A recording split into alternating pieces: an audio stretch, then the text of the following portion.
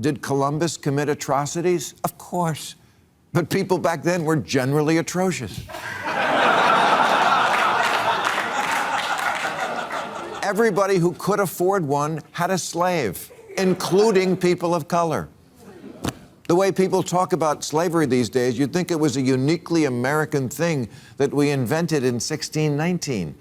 But slavery throughout history has been the rule, not the exception. The Sumerians, the Egyptians, the Greeks, Romans, the Arabs, British, the early Americans, all the way up through R. Kelly.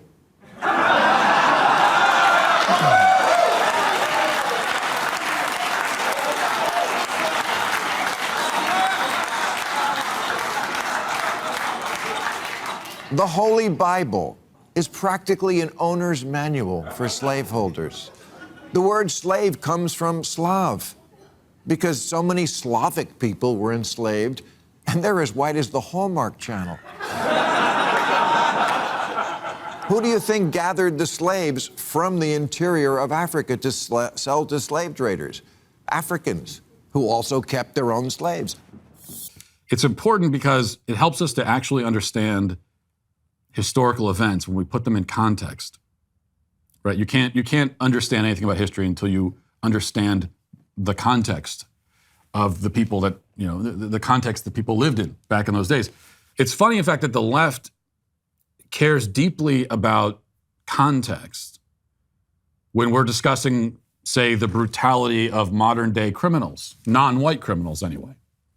And the context becomes an excuse that lets the criminals off the hook and back into the community to victimize even more people.